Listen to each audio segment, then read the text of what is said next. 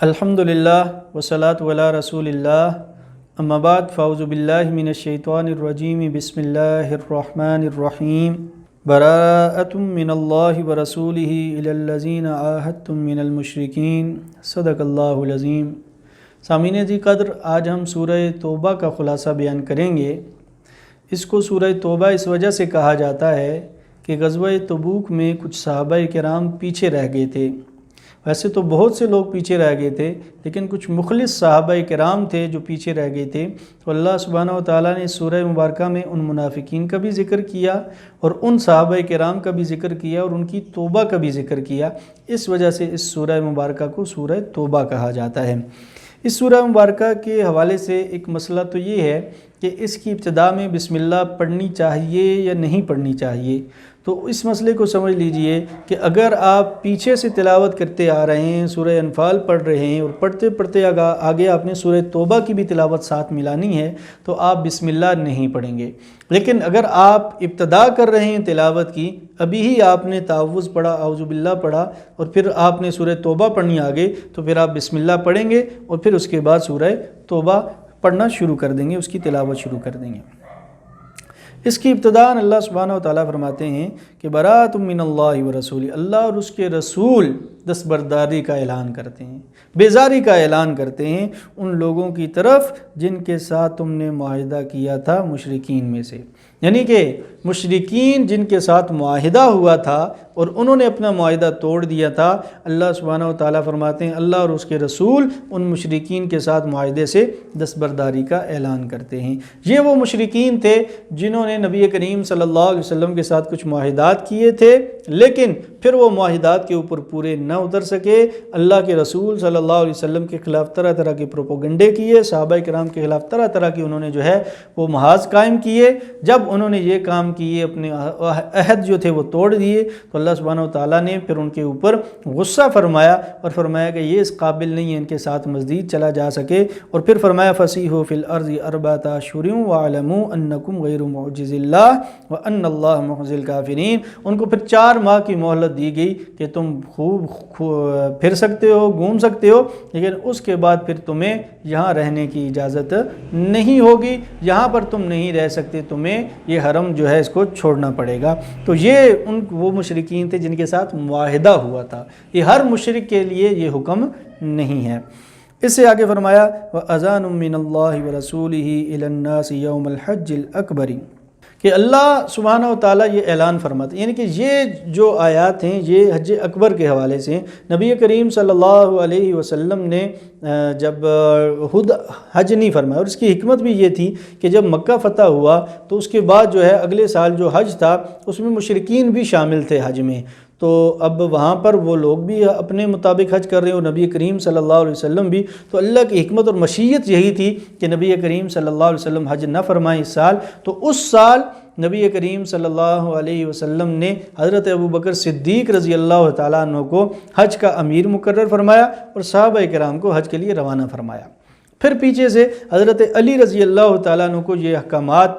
4 احکامات دے کر بھیجا، اور اپنی جو اونٹنی مبارک تھی وہ اللہ کے نبی صلی اللہ علیہ وسلم نے سواری کے لیے حضرت علی کو دی تاکہ ان لوگوں کو یقین ہو جائے۔ حضرت ابوبکر صدیق رضی اللہ تعالیٰ عنہ کا کتنا اللہ کے رسول صلی اللہ علیہ وسلم کے مطیع اور فرما بردار تھے۔ حضرت علی جب یہ 4 احکامات لے کر آئے نبی کریم صلی اللہ علیہ وسلم کی طرف سے، تو حضرت ابوبکر نے فرمایا علی کیا آپ امیر بن کر آئے یا مامور بن کر آئے، یعنی کہ اب امارت آپ کریں گے حج کی یا میں ہی امیر ہوں؟ تو حضرت علی نے فرمایا نہیں، مجھے صرف یہ پیغام کے لیے اللہ کے رسول صلی اللہ علیہ وسلم نے بھیجا ہے، امیر آپ ہی رہیں گے۔ تو یہ بھی ایک کنایہ ہے کہ اس سے کہ نبی کریم صلی اللہ علیہ وسلم کی وفات کے بعد جو مسلمانوں کی امارت کے قابل ہوں گے وہ صدیق اکبر رضی اللہ تعالیٰ عنہ ہوں گے۔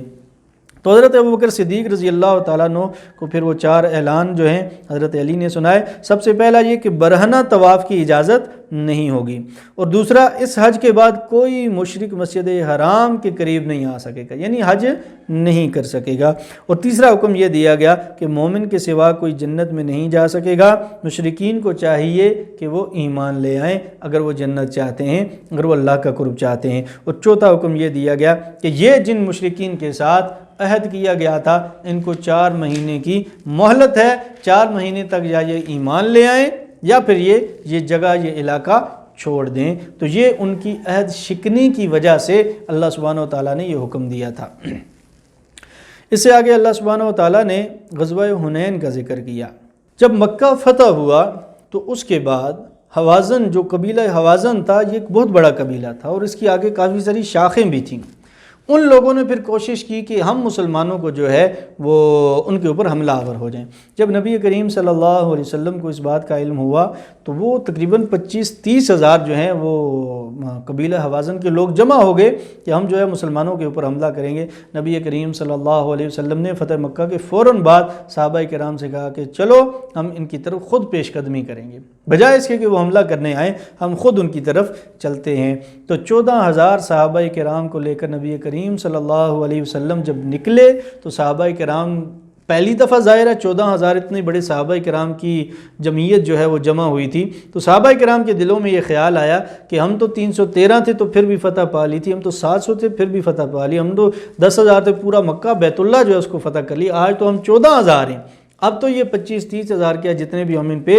غالب آ جائیں گے۔ تو اللہ کو یہ بات پسند نہیں آئی کہ اصل جو فتح کامیابی ملتی ہے وہ اللہ ہی کی مدد سے ملتی ہے۔ تو اللہ سبحانہ و تعالیٰ نے اس کا ذکر کیا، لَقَدْ نَصَرَكُمُ اللَّهُ فِي مَوَاطِنَ كَثِيرَةٍ وَيَوْمَ حُنَيْنٍ، کہ دیکھو اللہ نے تمہاری پہلے بھی بہت سی جگہوں پہ مدد کی، اور یوم حنین، اور حنین غزوہ حنین کے موقع پر بھی اللہ سبحانہ و تعالیٰ نے تمہاری مدد کی۔ اِذْ أَعْجَبَتْكُمْ كَثْرَتُكُمْ، جب مگن کر دیا تھا تمہاری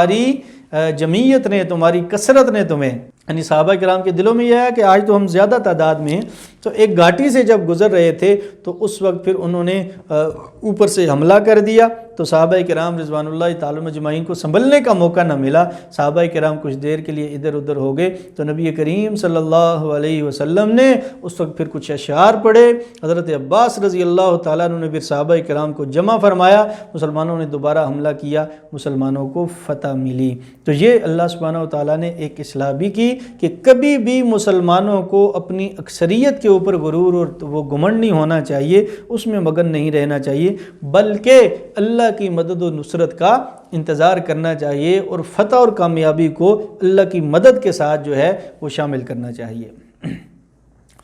پھر اللہ فرماتے ہیں کہ پھر اس کے بعد اللہ سبحانہ تمہارے اوپر سکینہ نازل کی، اور مومن جو تھے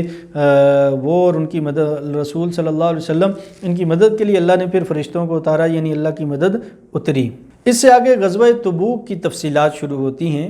لیکن اس سے پہلے اللہ سبحانہ و تعالیٰ نے اہل کتاب کے کچھ جرائم جو ہیں ان کو ذکر کیا۔ اس سے آگے اللہ سبحانہ و تعالیٰ نے غزوہ تبوک کی تفصیلات بیان فرمائیں، لیکن اس سے پہلے جو اہل کتاب تھے ان کے کچھ جرائم ذکر کیے گئے کہ وہ اچھی طرح جو ہے وہ اللہ اور اس کے رسول جو تھے، ان کے جو انبیاء تھے ان کے اوپر ایمان لانے والے نہیں تھے، پھر نبی کریم صلی اللہ علیہ وسلم پہ بھی انہوں نے ایمان نہیں لایا۔ اسی طرح اللہ کے ساتھ ایک قسم کا وہ شرک کرتے تھے کہ وقالت الیہود عزیر ابن اللہ وقالت النصارى المسیح ابن اللہ، کہ یہودیوں نے حضرت عزیر علیہ السلام کو اور عیسائیوں نے نعوذ باللہ حضرت عیسیٰ علیہ السلام کو اللہ کا بیٹا قرار دیا۔ اللہ فرماتے ہیں یہ سب جو ہیں ان کے بکواسات ہیں اور اللہ کے اوپر بہتان ہیں، اللہ کے جو پیغمبر تھے وہ اللہ کے بندے تھے، تو یہ ان کے کچھ جرائم تھے۔ پھر اللہ فرماتے ہیں کہ جو ان کے اکثر پیشوا ہیں احبار اور رہبان، وہ لوگوں کے مال جو ہیں وہ باطل طریقے سے کھاتے تھے، لوگوں کو اللہ کے راستے سے روکتے تھے۔ والذین یکنیزون الذھب والفضة ولا ينفقونها فی سبیل اللہ، اور سونا اور چاندی کے ڈھیر جمع کرتے تھے۔ یہ سب ان کی جو ہیں وہ برائیاں اور جرائم بیان کی اللہ سبحانہ و تعالیٰ نے۔ پھر اس سے آگے غزوہ تبوک جو ہے اس کی تفصیلات ذکر کی، فرمایا یا ایھا الذین آمنوا ما لکم اذا قیل لکم انفروا فی سبیل اللہ اثاقلتم الی الارض ارضیتم بالحیاۃ الدنیا من الآخرہ۔ اللہ سبحانہ و تعالیٰ نے خطاب کیا مومنوں کو اور کہا کہ تمہیں کیا ہو گیا کہ تم اللہ کے راستے میں نہیں نکلتے۔ صلح حدیبیہ، پھر اس کے بعد فتح مکہ، پھر اس کے ساتھ ساتھ غزوہ حنین، اور اس کے ساتھ ساتھ اب غزوہ تبوک آ گیا۔ یہ وہ وقت تھا جب مدینہ میں کھجوریں پک رہی تھیں، اور معاشی طور پہ پورے سال پھر انہی کھجوروں پہ مسلمانوں کا گزارا یا گزر بسر چلتا تھا، ان کی معیشت چلتی تھی۔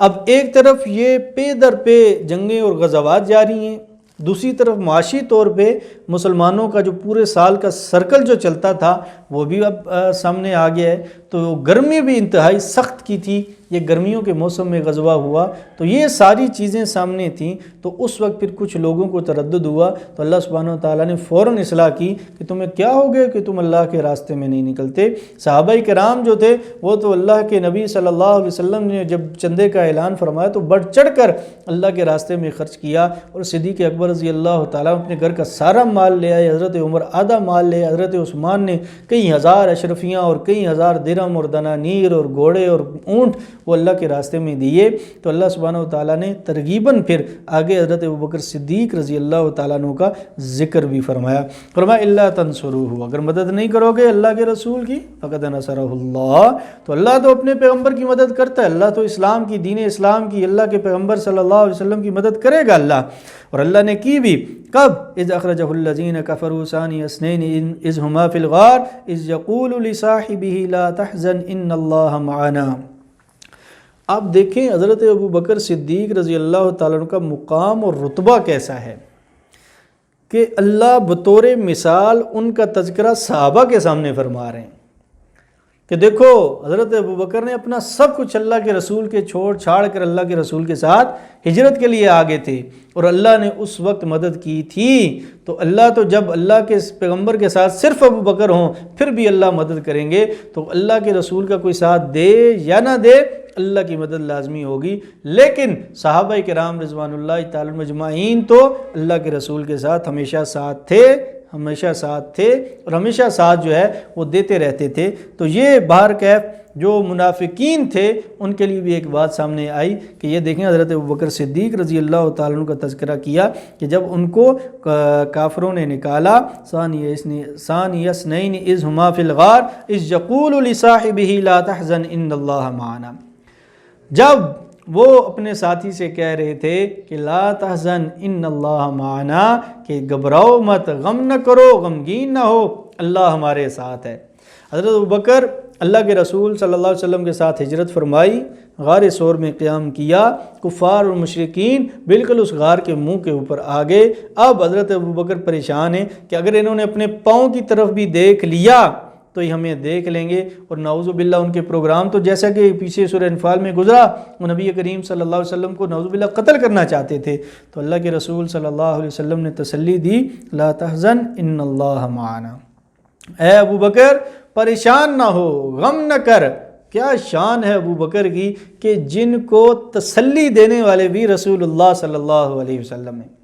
اور ان کو غم اپنی ذات کا نہیں ہے بلکہ نبی کریم صلی اللہ علیہ وسلم کا غم ہے۔ فرمایا لا تحزن، غم نہ کر میرے دوست، ان اللہ معنا، بے شک اللہ ہمارے ساتھ ہے۔ یعنی کہ اللہ یہ بھی فرما سکتے تھے کہ ان اللہ معی و معکا، کہ اللہ میرے ساتھ بھی ہے تیرے ساتھ بھی ہے، لیکن فرمایا ان اللہ معنا، اللہ ہمارے ساتھ ہے۔ یعنی جو اللہ کی مدد و نصرت محمد رسول اللہ صلی اللہ علیہ وسلم کے ساتھ ہے، وہی مدد و نصرت حضرت ابوبکر صدیق رضی اللہ تعالی عنہ کے ساتھ ہے۔ یہ بھی ایک جو ہے کنایہ ہے اس سے کہ نبی کریم صلی اللہ علیہ وسلم کی وفات کے بعد اللہ کی سب سے زیادہ مدد اور نصرت جس کے ساتھ ہے وہ حضرت ابوبکر رضی اللہ تعالیٰ عنہ ہیں۔ اسی لیے ان کا یہ ٹائٹل اور یہ خطاب ہے کہ افضل البشر بعد الانبیاء، کہ انبیاء کے بعد ساری کی ساری امتوں میں سب سے افضل ترین شخصیت وہ حضرت ابوبکر صدیق رضی اللہ تعالیٰ عنہ ہیں۔ اذ یقول لصاحبہ، اس سے حضرت ابوبکر صدیق رضی اللہ تعالیٰ عنہ کی صحابیت ثابت ہوتی ہے، اور جو حضرت ابوبکر کی صحابیت کا انکار کرے وہ پکا اور ٹھکا کافر ہے قرآن کا منکر ہونے کی وجہ سے۔ اس سے آگے منافقین کا ذکر کیا، فرمایا لو کان ارضا قریبا وسفرا قاصدا لاتبعوک ولکن بعدت علیہم الشقہ۔ اللہ فرماتے ہیں اگر کوئی دنیا کا سامان کہیں قریب کا سفر ہوتا تو یہ آپ کی ضرور اتباع کرتے، آپ کے پیچھے چل پڑتے، لیکن چونکہ یہ سفر ایسا ہے کہ مشقت والا سفر ہے، یہ مشقت والا بڑا سفر ہے، اس سفر میں جو ہے مشکلات کافی ہیں، اس وجہ سے یہ لوگ سفر کرنے سے کترا رہے ہیں، منافقین سفر نہیں کر رہے۔ تو یہ منافقین کی ایک اللہ سبحانہ وتعالیٰ نے صفت بیان کی، فرمایا وَسَيَحْلِفُونَ بِاللَّهِ، اور اب یہ اللہ کی قسمیں اٹھائیں گے کہ اگر ہماری استطاعت ہوتی لَخَرَجْنَا مَعَكُمْ، تو ہم تمہارے ساتھ ضرور نکلتے۔ تو اللہ کے رسول صلی اللہ علیہ وسلم نے جب غزوہ تبوک کے لیے بلایا، تو اس وقت جب یہ صحابہ کرام اپنا مال لے کر اللہ کے رسول کی خدمت میں پیش ہوئے، تو اس وقت منافقین قسمیں اٹھانے لگے کہ اگر ہماری استطاعت ہوتی تو ہم بھی آپ کے ساتھ جاتے۔ مسئلہ یہ ہے کہ ہماری کھجوریں پک رہی ہیں، مسئلہ یہ ہے کہ ہمارے گھروں کا مسئلہ ہے، مسئلہ یہ ہے کہ ہمارے، اور اس طرح کی باتیں جو ہیں وہ کرنا شروع ہو گئے۔ تو اللہ فرماتے ہیں، آپ صلی اللہ علیہ وسلم نے پھر ان کو اجازت دے دی، ٹھیک ہے تم نہ جاؤ۔ اللہ فرماتے ہیں عفا اللہ عنک، اللہ نے تمہیں معاف کر دی، یعنی نبی کریم صلی اللہ علیہ وسلم کو یہ ایک تنبیہ کی گئی۔ اللہ فرماتے ہیں کہ آپ نے ان کو اجازت نہیں دینی تھی تاکہ کافر اور مسلمان، منافق اور مومن یہ کھڑے ہو جائیں کہ کون ہے جو اللہ اور اس کے رسول کے حکموں کے مطابق زندگی نہیں گزارتا، اور اللہ کے رسول نے جو جہاد کا حکم دیا اس سے انکار کرنے والا ہے۔ لما اذنت لهم حتى يتبين لك الذين صدقوا وتعلم الكاذبين، اللہ فرماتے ہیں آپ اجازت نہ دیتے ان کو کہ تم یہیں رہو، جہاد کے لیے نہ جاؤ۔ اگر آپ اجازت نہ دیتے تو پتہ چل جاتا، آپ کے سامنے آ جاتے کون سے منافق ہیں اور کون سے مومن ہیں۔ اسی سے آگے ایک اور منافق کا ایک بہانہ جو ہے اس کا ذکر کیا گیا، وَمِنْهُمْ مَنْ يَقُولُ اُذَن لِّي وَلَا تَفْتِنِّي أَلَا فِي الْفِتْنَةِ سَقَطُوا وَإِنَّ جَهَنَّمَ لَمُحِيطَةٌ بِالْكَافِرِينَ۔ حضرت ابن عباس رضی اللہ تعالیٰ عنہ فرماتے ہیں کہ یہ ایک یہودی تھا، جد بن قیس، وہ مسلمان ہوا تھا تو منافق، لیکن اوپر اوپر سے کہتا تھا کہ میں مسلمان ہوں، منافق تھا۔ تو اس نے نبی کریم صلی اللہ علیہ وسلم کے سامنے عجیب و غریب قسم کا یہ بہانہ پیش کیا، کہنے لگا کہ اے اللہ کے رسول، میں فتنے میں مبتلا ہو جاتا ہوں، میں حسن پرست آدمی ہوں، میں عورتوں کے فتنے میں بڑی جلدی مبتلا ہو جاتا ہوں۔ روم کی جو عورتیں ہیں وہ خوبصورت ہیں، تو اس وجہ سے مجھے آپ آزمائش میں مبتلا نہ کریں، مجھے یہیں رہنے دیں۔ تو اللہ فرماتے ہیں الا فی الفتنۃ سقطوا، اصل فتنہ تو وہ خود ہے جس میں وہ گرا ہوا ہے، یعنی منافقت میں۔ اللہ فرماتے ہیں جہنم والے دن ہم خوب ان کا احاطہ کریں گے، خوب ان کو گھیر گھیر کر جو ہے وہ جہنم کے سب سے نچلے درجے میں ڈالا جائے گا۔ اللہ فرماتے ہیں فلا تعجبک اموالہم ولا اولادہم، یہ جو منافق ہیں ان کا مال اور ان کی اولاد آپ کو تعجب میں نہ ڈالے۔ انما یرید اللہ لیعذبہم بہا فی الحیاۃ الدنیا وتزہق انفسہم وہم کافرون، کہ اللہ تو یہ چاہتے ہیں کہ اللہ عذاب دے انہی چیزوں کے ذریعے، یہ جو دنیا کی چیزیں ہیں، ان کا مال، ان کی اولاد، ان کا جاہ و جلال، ان کی دنیاوی فائدے اور منفعت منافقین کی، اللہ انہی کے ذریعے ان کو عذاب میں مبتلا کرے۔ وَتَزْهَقَ أَنفُسُهُمْ وَهُمْ كَافِرُونَ، اور ان کی جان بھی کفر ہی کی حالت میں نکلے۔ جو بندہ اعتقادی نفاق اختیار کر لے پھر اللہ سبحانہ و تعالیٰ اس کو اس میں مزید اضافہ فرماتے رہتے ہیں۔ اللہ کی پھر منشا یہی ہے کہ وہ پھر کفر کی حالت میں ہی مرے، کیونکہ نفاق اللہ سبحانہ و تعالیٰ کو اچھا نہیں لگتا۔ پھر اس سے آگے منافقین کی ایک اور جو ہے وہ خباثت جو ہے اس کا ذکر کیا گیا۔ نبی کریم صلی اللہ علیہ وسلم کے پاس جاتے، کوئی بہانہ پیش کرتے، اللہ کے رسول جب اس سے اعراض نہ فرماتے، یعنی کہتے ٹھیک ہے تم نہ جاؤ غزوہ تبوک میں، تو باہر آ کر پھر آپس میں جو ہے وہ کانا پھوسی کرتے کہ دیکھو یہ تو بڑے کچے کان کے ہیں جی، یہ تو بڑے سادے ہیں نعوذ باللہ، یہ تو دیکھیں باتوں میں آ جاتے ہیں جی، یہ تو ہماری بات فوراً مان لیتے ہیں۔ تو اللہ سبحانہ وتعالیٰ نے اس کا ذکر کیا وَمِنْهُمُ الَّذِينَ يُؤْذُونَ النَّبِيَّ وَيَقُولُونَ هُوَ أُذُنٌ، اور کچھ لوگ ایسے بھی ہیں جو انہوں نے اللہ کے رسول کو اذیت دی۔ ایک تو یہ اذیت کہ اللہ کے رسول کہہ رہے ہیں جہاد کے لیے نکلو، جہاد کے لیے نہیں نکل رہے، اور دوسری اذیت یہ کہ باہر نکل کر پھر کہتے ہیں کہ یقولون هو اذن، کہ وہ تو سراپا کان ہیں۔ یہ ایک محاورہ ہے کہ بہت جلدی جو ہے نا اگر انسان کوئی بات کسی کی مان لے۔ اللہ فرماتے ہیں قل اذن خیر لکم یؤمن باللہ ویؤمن للمؤمنین ورحمۃ للذین آمنوا منکم، اللہ فرماتے ہیں اللہ کے رسول کے جو کان ہیں وہ سراپا خیر ہیں، ان سے وہی اللہ کے رسول صلی اللہ علیہ وسلم سنتے ہیں۔ یؤمن للمؤمنین، اور جو مومن ہیں ان کے باتوں کی تصدیق کرتے ہیں۔ جو بندہ مومن ہے وہ جھوٹ بول نہیں سکتا، وہ نہیں جھوٹ بول سکتا، تو اللہ کے رسول صلی اللہ علیہ وسلم کے سامنے جب کوئی شخص ایمان کا اقرار کرے پھر وہ کوئی اپنا عذر پیش کرے تو اللہ کے رسول صلی اللہ علیہ وسلم رحمت للذین آمنوا منکم، تم میں سے جو لوگ صاحب ایمان ہیں ان کے لیے رحمت ہیں۔ اللہ کے رسول تو یہی کہتے ہیں کہ یہ آدمی سچ بول رہا ہے، اللہ کے رسول صلی اللہ علیہ وسلم اس لیے تمہاری باتیں مان لیتے ہیں، ورنہ اللہ کے رسول صلی اللہ علیہ وسلم کو اللہ سبحانہ و تعالیٰ نے پھر بتا دیا کہ یہ ساری منافقین کی بری خصلتیں ہیں۔ فرمایا اے نبی آپ کفار سے اور منافقین سے جہاد کیجئے۔ کفار سے جہاد بالقتال اور منافقین سے مطلب جد و جہد کرتے رہیں کہ یا تو یہ ایمان لے آئیں یا پھر یہ کفر کی طرف جو ہے اپنے کفر کا اظہار کریں، تو یہ ان سے جو ہے وہ جہاد ہے۔ اس سے آگے حضرت ابو امامہ رضی اللہ تعالیٰ فرماتے ہیں کہ ثعلبہ بن خاطب ایک شخص تھا اور یہ منافق تھا، نبی کریم صلی اللہ علیہ وسلم کی خدمت میں آیا اور کہنے لگا کہ آپ میرے لیے دعا کریں کہ اللہ مجھے مالدار بنا دے۔ اللہ کے رسول صلی اللہ علیہ وسلم نے فرمایا کہ میں دنیا کے لیے دعا نہیں کرتا، اور پھر اسے سمجھایا بھی کہ تھوڑا مال جس کو تم استعمال کر کے شکر ادا کرو اس مال سے بہتر ہے جو تمہارے پاس زیادہ ہو اور اس پہ تم غرور اور تکبر اور اترانے لگ جاؤ، لیکن وہ نہ مانا۔ اللہ کے رسول صلی اللہ علیہ وسلم نے دعا فرمائی، اللہ نے اس کو مال دیا، لیکن پھر وہ جب مالدار ہو گیا تو پھر مسجد میں آنا کم شروع کر دیا۔ پھر اس نے کیا کیا، مدینہ سے سائڈ کے اوپر ایک جگہ جو ہے وہاں پہ آباد ہو گیا۔ پھر وہ کبھی کبھار چکر لگاتا اور اس کی جو وہ جانور تھے، جو ان کی کھیتی باڑی تھی،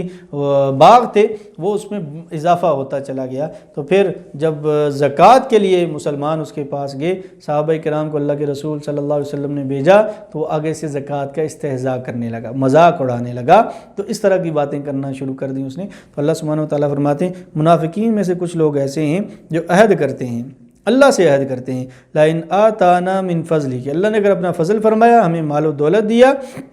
ہم صدقہ کریں گے اور ہم نیک لوگوں میں سے ہو جائیں گے۔ فَلَمَّا آتَاهُم مِّن فَضْلِهِ، جب اللہ ان کو مال دے دیتا ہے، بَخِلُوا بِهِ، تو پھر وہ بخل کرنے لگتے، پھر وہ زکوٰۃ بھی ادا نہیں کرتے۔